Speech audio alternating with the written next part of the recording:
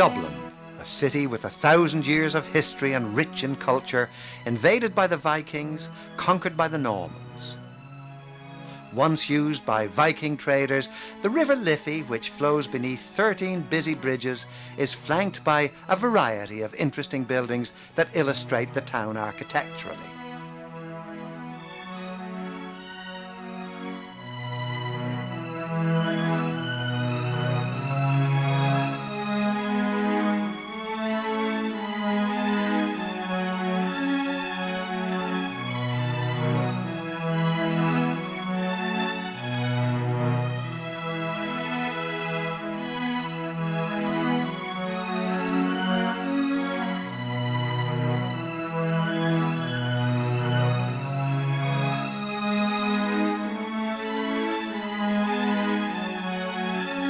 Dublin, in one of the loveliest settings of any European city, lies at the heart of Dublin Bay.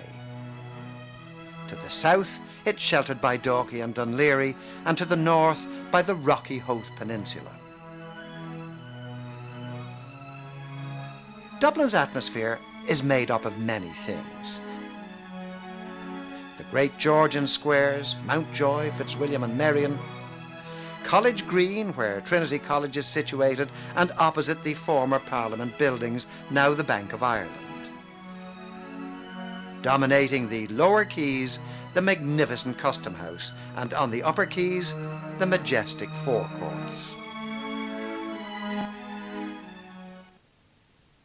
Dublin is very much a Viking city. The Vikings first arrived to the north of Dublin on Lambay Island in 795 AD. Half a century later, 65 Viking longboats sailed up the River Liffey. The boats were made of oak, and the design was such that the shallow waters of the Liffey enabled them to sail in waters just 1 metre deep. Evidence suggests that the Vikings landed near the site of the present Father Matthew Bridge at the confluence of the two rivers, the Liffey and the Poddle. The Vikings consolidated their position and named their new settlement Dublin. Eventually, the Norsemen became farmers and settled down to a more peaceful existence, while always retaining the ability to strike terror in their enemies. By the 10th century, Dublin, the town of the Hurdle Ford, became the capital of the Norse settlement in Ireland. During the 1970s, extensive excavations at Wood Quay revealed the largest Viking site outside Scandinavia. Despite public protests, a controversial civic office block was eventually built over the site. We stayed out of the controversy of whether the buildings were needed or not. That was not our business. Our business was to record to the maximum the archaeological evidence that was in the ground.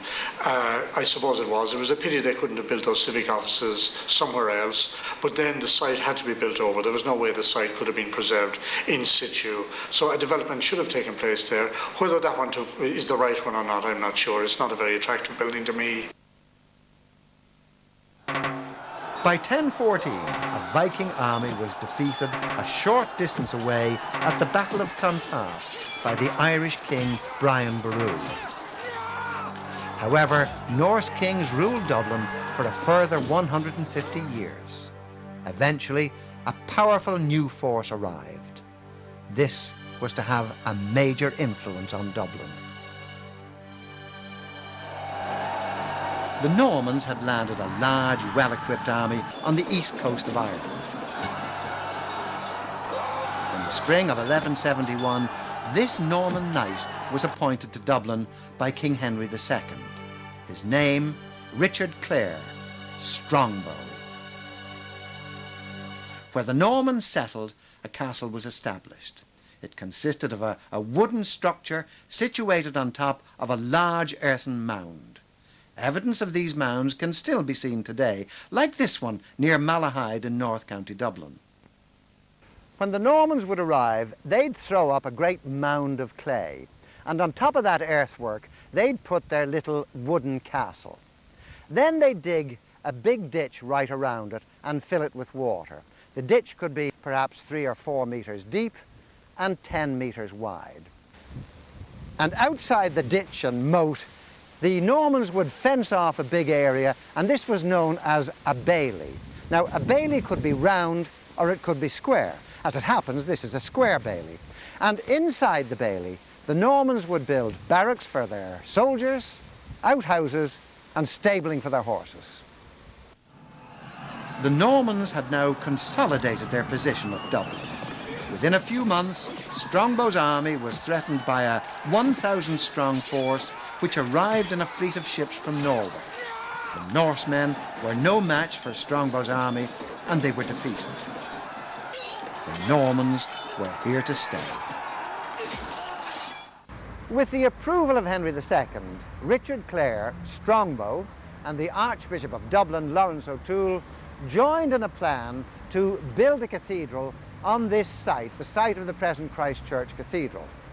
And so the old Norse structure was to be replaced, and in its place would grow up one of the great Norman cathedrals, Christ Church Cathedral, here in Dublin.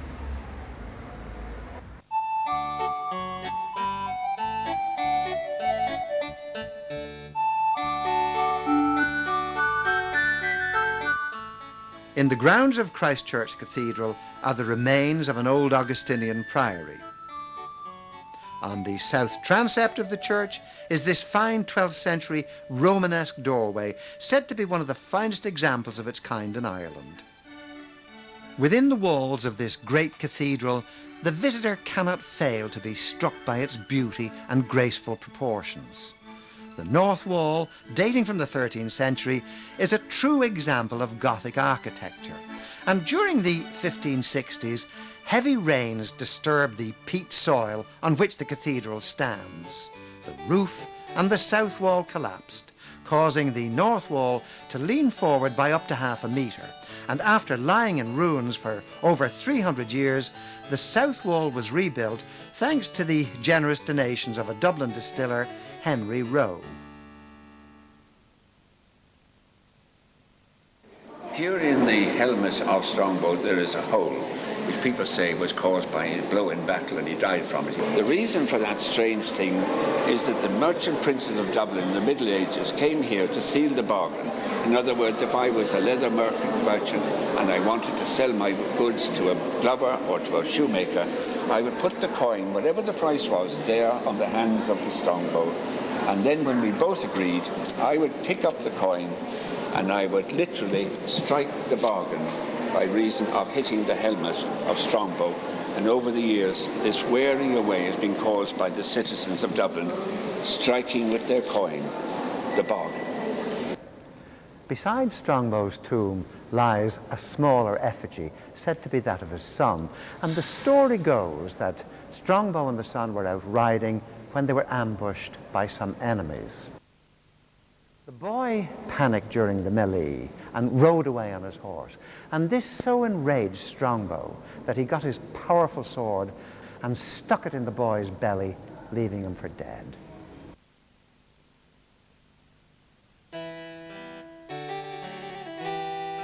In the choir is this medieval lectern where the Holy Scriptures were read in English for the first time in Ireland.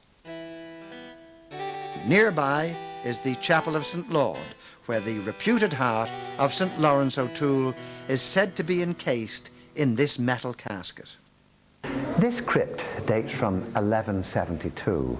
That makes it not only one of the oldest structures in Dublin, but it's one of the largest medieval crypts in these islands. And this maze of stonework arches around me here bear the whole weight of the cathedral, including the great central bell tower.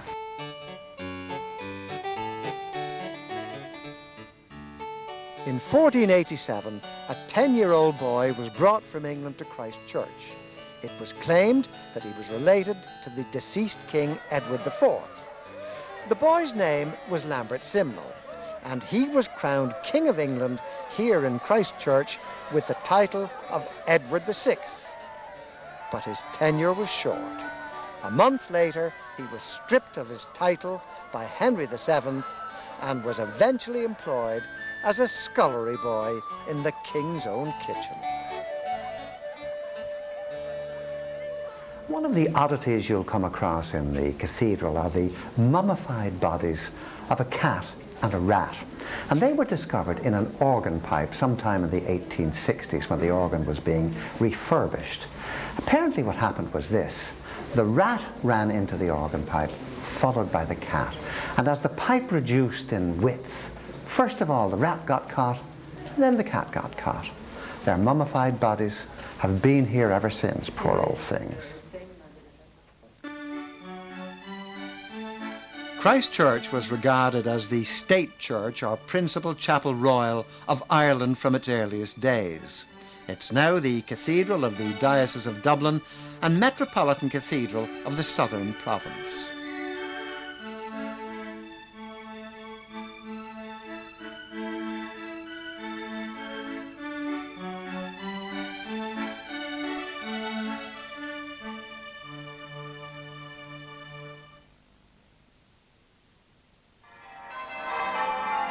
A short distance from Christ Church is the National Cathedral of the Church of Ireland, St. Patrick's Cathedral. Dating from 1191, the church was raised to cathedral status in 1213. The present cathedral was built on the site of a holy well, and this ancient stone slab, unearthed here in 1901, was found near the holy well on which the church stands. And it's said that St. Patrick baptized people here when he came through Dublin in the 5th century. During the 14th century, 2 fires ravaged the great building. During the 16th century, Henry VIII had the contents transferred to the crown. And in the 17th century, Oliver Cromwell used the cathedral, it is said, as a stable for his horses. The cathedral suffered much from neglect and abuse over the centuries. In the 19th century, extensive restorations were undertaken and financed by Sir Benjamin Lee Guinness, commemorated here at the southwestern door. There's an interesting yarn about this door with the hole cut in it behind me. The story goes that in 1492, the 2 great Irish families, the Fitzgeralds of Kildare and the Butlers of Ormond, were in great conflict. But the heads of the 2 families were persuaded to come in here into St. Patrick's Cathedral to try and resolve their differences. But during the negotiations, the treacherous Geraldines discharged some arrows at the Butlers. The chief of the Butlers, Sir Thomas Ormond, ran into the chapter house and slammed this door shut. But one of the Geraldines was able to persuade him that a deal was imminent. He hacked a great hole through the door, and the 2 men put their arms through it and clasped hands, and a deal was done. Ever since, it's been known as the Door of Reconciliation. St. Patrick's Cathedral has served as a prison, as a fortress, as a court of law, even as a college. But it was between the years of 1713 and 1745 that fame came to it through this man, the Dean of St. Patrick's, the great Jonathan Swift.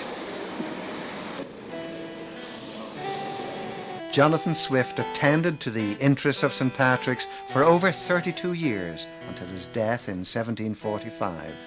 He's buried next to his beloved Stella. A simple brass plaque marks his final resting place. Early medieval Dublin covered an area of 1.5 square kilometres and was surrounded by thick walls and fortified by towers. During the 13th century, increasing attacks on the city from Irish tribesmen prompted King John to provide a defensive structure. He ordered the building of a strong castle. Walls 2 meters in thickness and up to 6 meters in height were erected. Dublin Castle became the seat of English administration in Ireland. The present St. Audian's Arch is one of the last surviving city gates of the period. Nearby is St. Audian's Church, dedicated to a 7th century Norman bishop. It contains some 15th century stained glass, and in the tower are Ireland's oldest church bells, dating from 1423.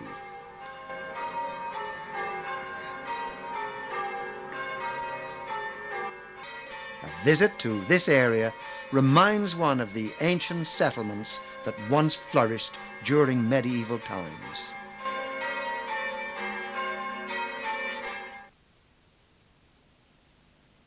During the Middle Ages, Dublin changed very little. However, the Black Death devastated the city and killed more than 14,000 people.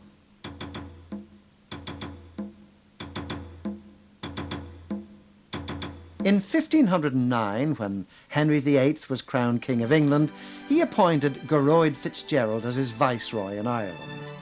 Some years later, Fitzgerald appointed his eldest son, Silken Thomas, to the position of viceroy.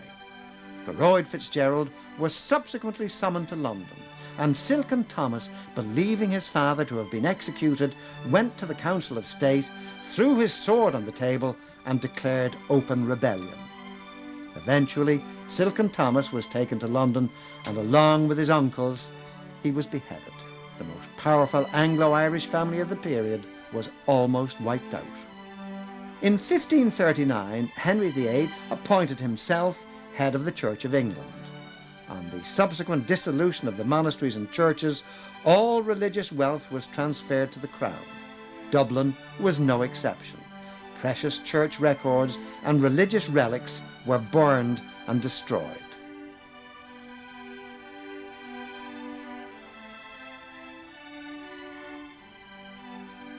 In 1649, a new army landed at Ringsend in Dublin. Churches and monasteries were desecrated and burnt. The man responsible was Oliver Cromwell. Dublin was reduced to ruins, and the population dwindled to a mere 9,000 people. The extension of the city continued in the years which followed, largely due to one man, the Duke of Ormond. This royal hospital was built between 1680 and 1685. And 5 years later, William of Orange, having defeated James II at the Battle of the Boyne, had his wounded soldiers cared for here. When James retreated in haste to Malahide Castle near Dublin, he complained to the lady of the castle, "These Irish rascals left me and ran." To which she replied, "It seems then that your Majesty has won the race." Shortly afterwards, penal laws were enacted against Catholics, depriving them of all rights. The Protestant ascendancy now felt secure. These penal laws would last for almost 140 years.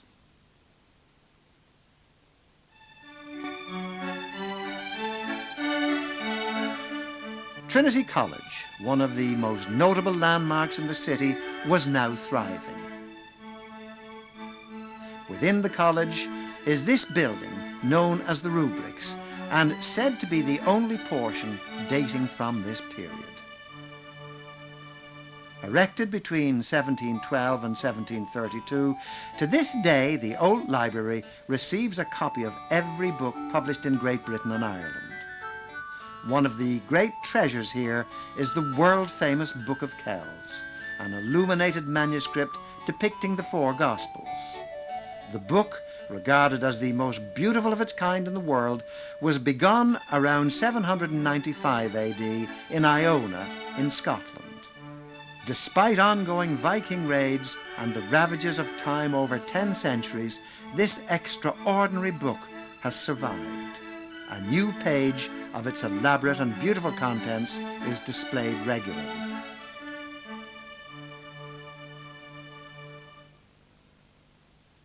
Passing through the Great Gateway Arch is the Parliament or College Square. Famous distinguished Irishmen educated here included Robert Emmet, Wolfe Tone, the Dean of St. Patrick's, Jonathan Swift, and that man of great importance, Oscar Wilde.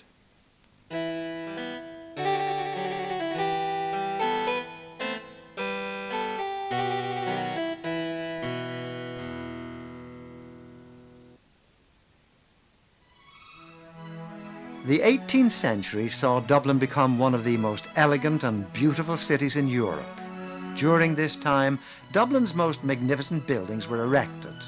Parliament buildings in College Green, the Custom House, the forecourts, and dating from 1759, this little gem, William Chambers' Merino Casino.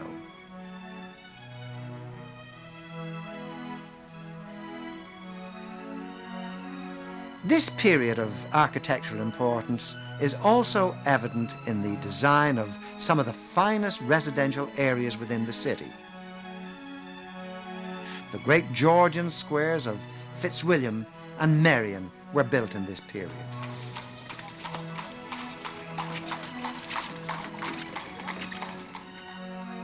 These noble squares were the setting for hundreds of private houses.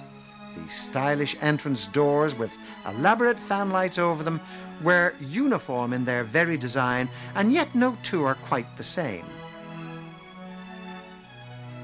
The wrought iron railings of the period adorn the many balconies here. During the construction of Merrion Square, one observer wrote, "Most of the houses on the north side of the square are of granite right up to the first floor, and this gives them an air of magnificence inferior to nothing else of their kind in the world."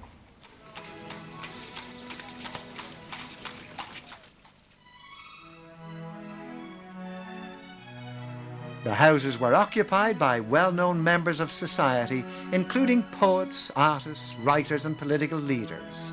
Daniel O'Connell, the Liberator, who won political rights for Irish Catholics, lived at 58 Merrion Square South. Number 1 Merrion Square is the former home of Oscar Wilde. Nearby is the fine sculptured stone figure of Wilde, one of Dublin's most prolific writers. An outstanding building on the north side of Merrion Square is the National Gallery. Founded in 1854, it was built with subscriptions in memory of William Dargan, the well-known railway entrepreneur. His statue decorates the front lawn. This statue of George Bernard Shaw is by Trubetsky. Now, Shaw left 1/3 of his whole estate to the National Gallery in Dublin, and he once wrote that his education owed more to his days spent here in the gallery than it did in going to school. The confidence of the Georgian era is reflected in the many fine buildings of the period. Perhaps the most magnificent building in Dublin is the Custom House. Designed by the eminent architect James Gandon in 1781, the Custom House took 10 years to complete at the enormous cost then of £400,000. The majestic river frontage spans more than 125 metres. The dome, which rises to a height of 40 metres, is crowned by the Statue of Commerce. Underneath are the figures of Hibernia and Britannia, holding in their hands the emblems of peace, with the statue of Neptune driving away famine and despair. In one of the many enthusiastic comments written about the Custom House, the writer and traveller Charles Bowden wrote in 1791, "I have visited all the principal cities of Europe, and the new Custom House lately built here infinitely exceeds anything of the kind I have ever seen." And the Custom House remains a splendid existing example of 18th century architecture here in Dublin. During the construction, the building was regularly vandalized by local mobs who objected to its presence. On one occasion, a drunken mob threatened to fill the foundation trenches with water. They partly succeeded and ended up swimming in them. Although Gandon employed a large number of Dublin masons, he also employed a workforce from Britain, of which he wrote, "They were very orderly at first, but in the end more troublesome than the natives, more exorbitant in their wage demands, and more disorderly by way of drunkenness." It's believed that James Gandon's design for the Customs House was inspired by William Chambers' casino at Marino, which you see here behind me. And indeed that may very well be true, because Gandon was a student of Chambers who designed this magnificent building in 1745. And today, fully restored, it's one of the finest neoclassical buildings in the whole of Europe. In 1729, work commenced on Parliament buildings, now the Bank of Ireland. The east wing was designed by Gandon in 1785 and became the Irish House of Lords. That great Irish parliamentarian Henry Grattan campaigned tirelessly for the political rights of Irish Catholics. He succeeded in establishing an Irish Parliament which was short-lived. In 1797, Grattan resigned from the Irish Parliament. The United Irishmen, a more radical movement, were determined to win rights for Irish Catholics, introduce reforms, and win independence from Britain. The political unrest culminated in the Rebellion of 1798, when many of their leaders were arrested, including the tragic figure of Lord Edward Fitzgerald. The Irish Parliament was finally abolished in 1800, and the Act of Union was passed the following year, making Ireland part of the United Kingdom. Gandon's new building was now redundant. Two romantic leaders emerged in the fight for independence, Wolfe Tone and Robert Emmet. Tone was captured on the west coast, having landed from a French ship. To avoid being hanged, he committed suicide in prison. Robert Emmet's plan to attack Dublin Castle failed. He was captured, convicted of treason, and publicly executed on a scaffold in front of St. Catherine's Church in Thomas Street.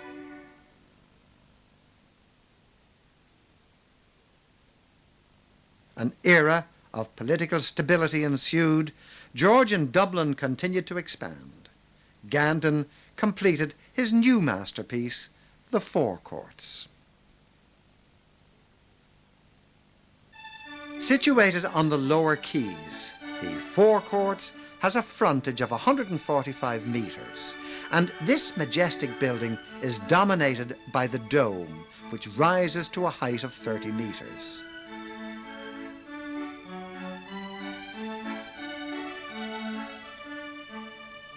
The front portico is supported by 6 Corinthian columns surmounted by the statues of Moses with justice and mercy on either side.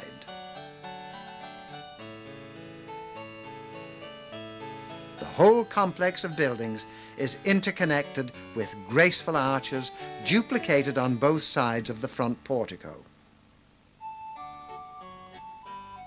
Halfway between two handsome stone bridges, its setting on the River Liffey greatly adds to its attraction. During its construction, Gandon was criticised by some opponents. Reluctantly, Parliament advanced money, and the forecourts was eventually completed at a cost of over £200,000.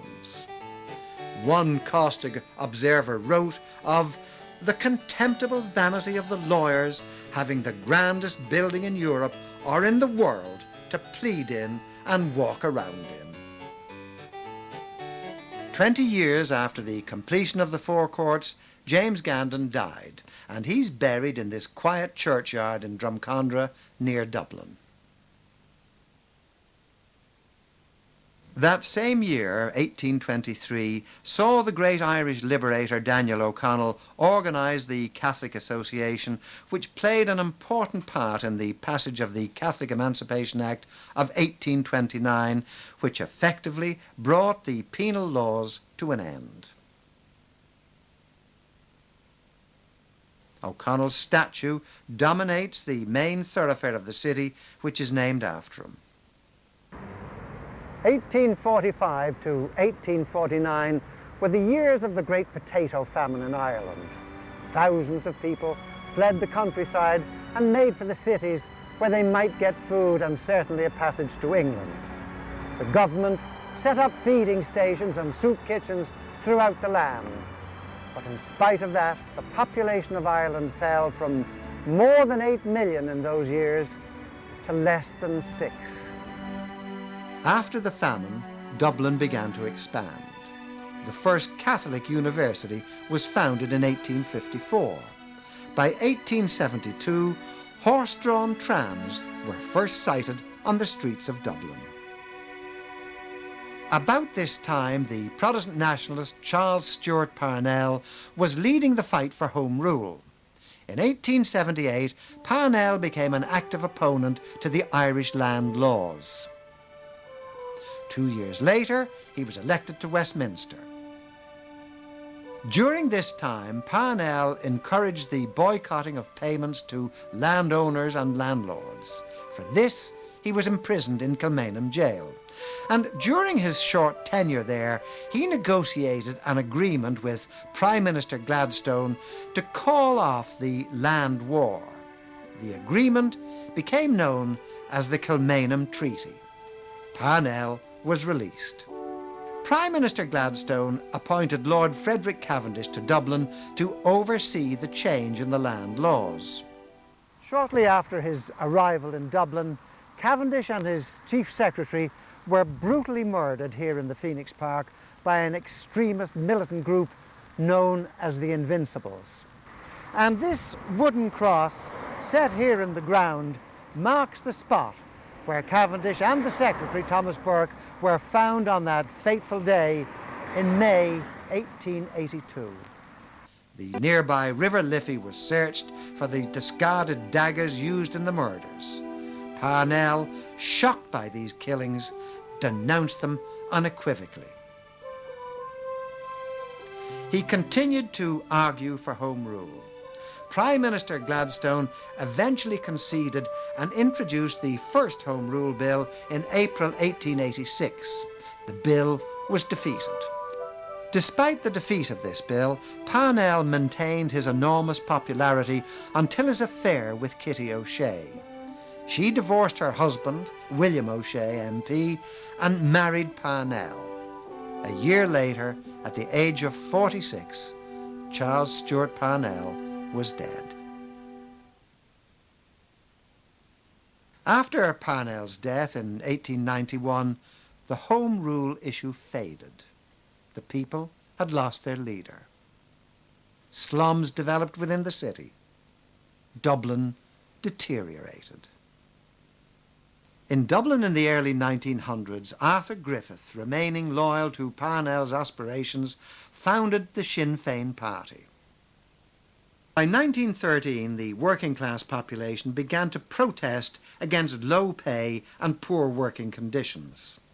The Labour leader, Jim Larkin, addressed thousands of workers in Sackville Street, now O'Connell Street. The city had never seen anything like the violence that now erupted. There were police baton charges, bystanders were attacked, workers' homes were raided, culminating in loss of life. This led to the setting up of a military wing to protect Union members in November 1913, and out of that grew the Irish Citizen Army. 8 months later, an event would take place in a North County Dublin fishing village which would alter the course of Irish history forever. The patriot Erskine Childers and his crew navigated a 28-ton sailing vessel, Asgard, into Howth Harbour. A jubilant crowd awaited its arrival. Childers and Mary Spring Rice supervised the unloading of guns which had been purchased in Germany from the vessel. A group known as the Volunteers prepared to cycle to Dublin City to act as a decoy.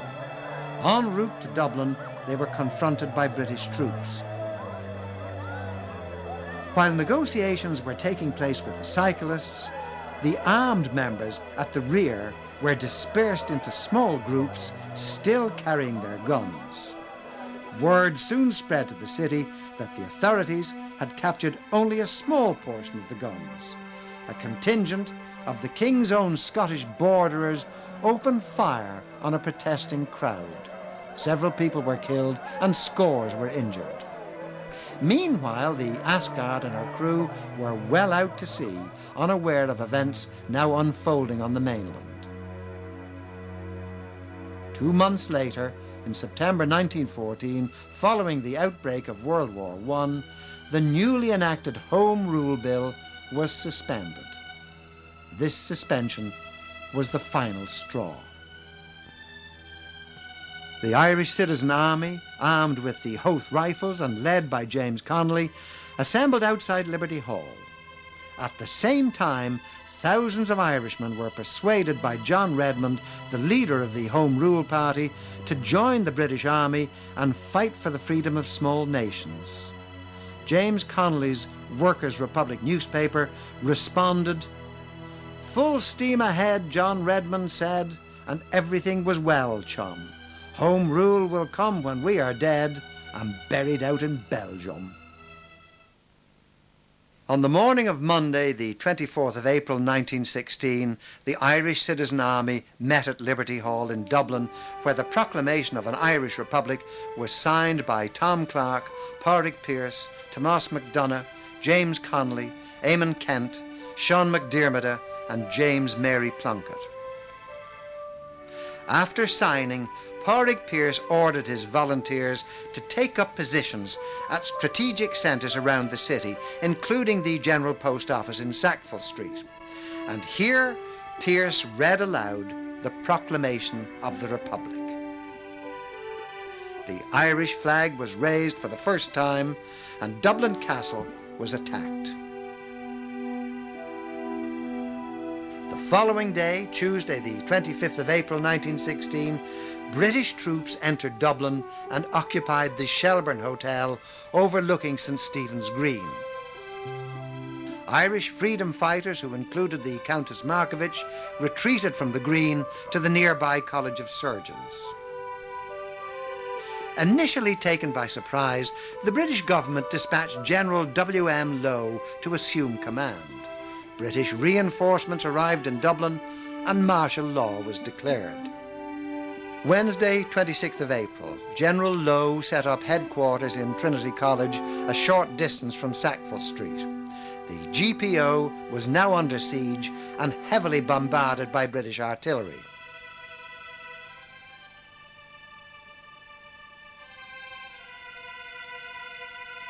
During a lull in the fighting, these passers-by watch as the British consolidate their position. Boland's Mills, where De Valera and his comrades were still holding out, came under heavy fire. British forces succeeded in isolating the GPO from the other insurgent positions. The GPO was pounded with artillery, leaving the interior completely gutted. Friday, 28th of April. Commanding officer of the British forces, General Sir John Maxwell, arrived in Dublin. By now, many buildings in the Sackville Street area had been destroyed. Fierce fighting took place and the British suffered serious casualties. A short while later, Pearse and his volunteers were forced to leave the burning GPO. Pearse surrendered to Brigadier General Lowe, and many of Pearse's men were dead. Others were exhausted.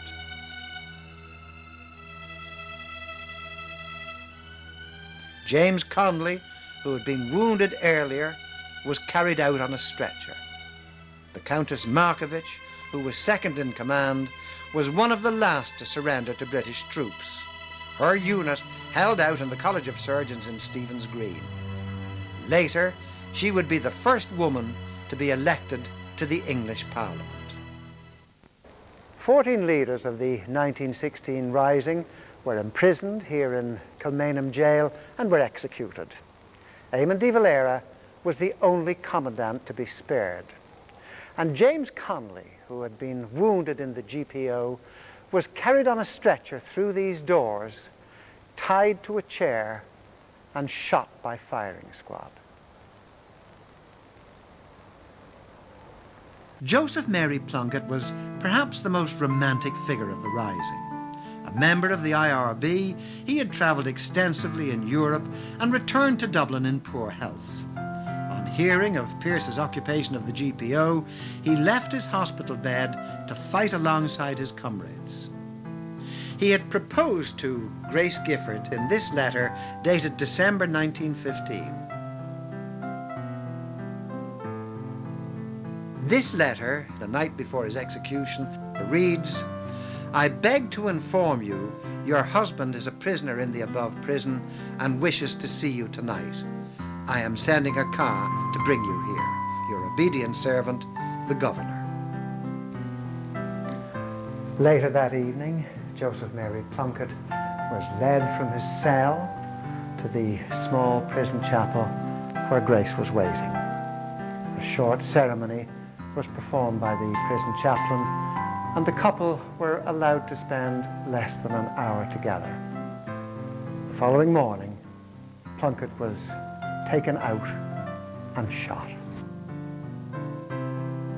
Later, as a member of Cumann na mBan, Grace herself was interned here. Inside her cell is a preserved mural of the Madonna and Child.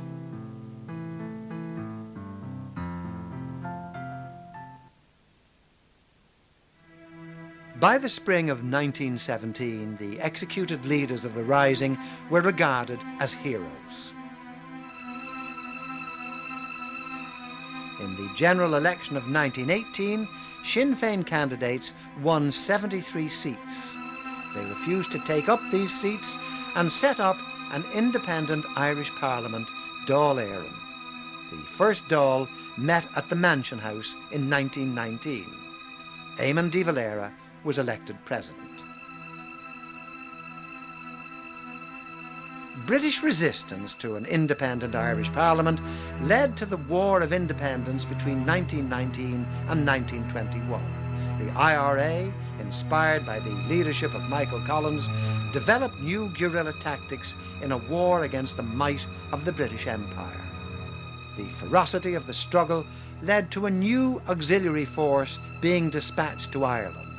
From the colour of their uniforms, this notorious force became known as the Black and Tans. They were undisciplined and apparently above the law and engaged in indiscriminate acts of terror against the civilian population.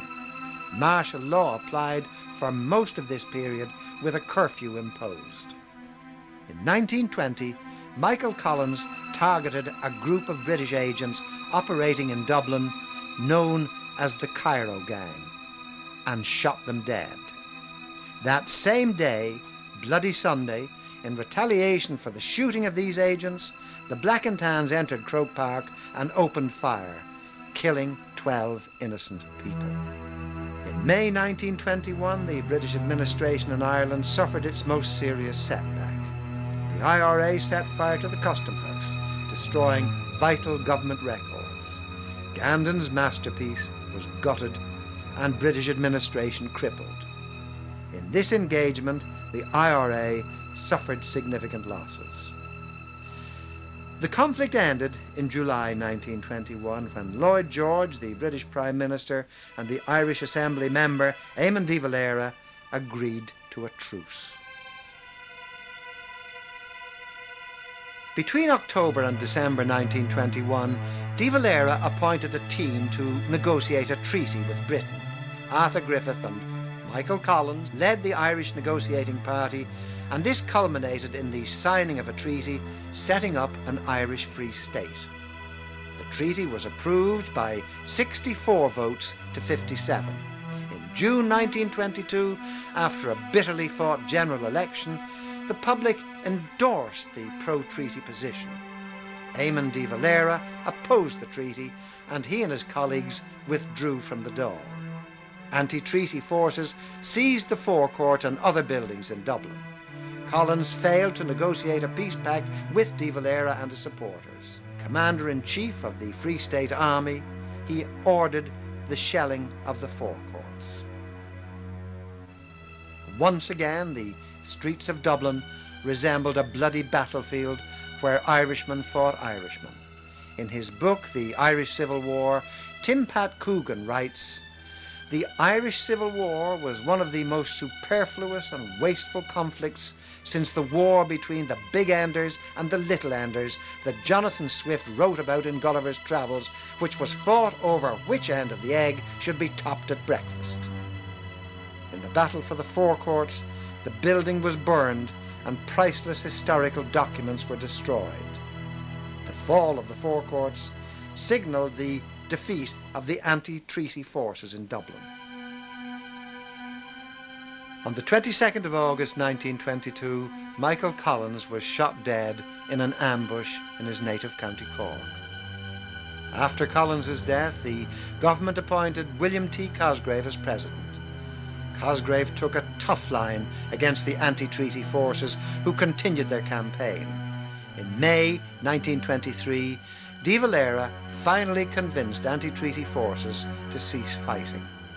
De Valera was imprisoned for a year and was the last political prisoner to serve in Kilmainham jail.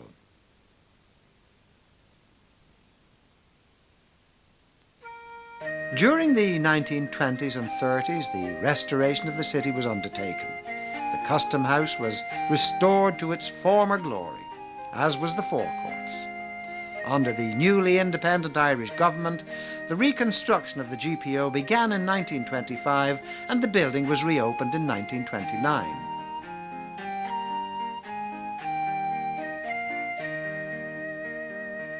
A significant part of Dublin's culture is to be found in its rich pub life.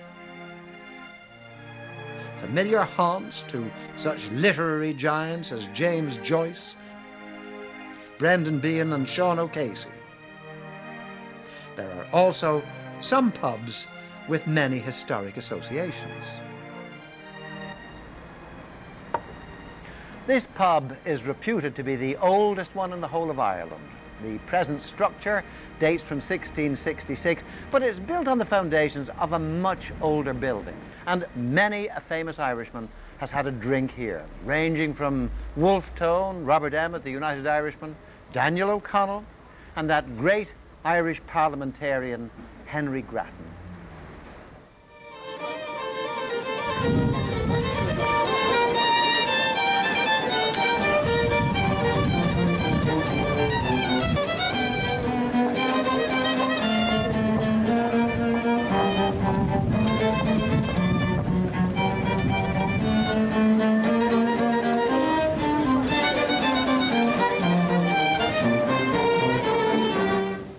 Dublin remains a cosmopolitan city, a city that still retains its medieval charm and its Georgian splendour.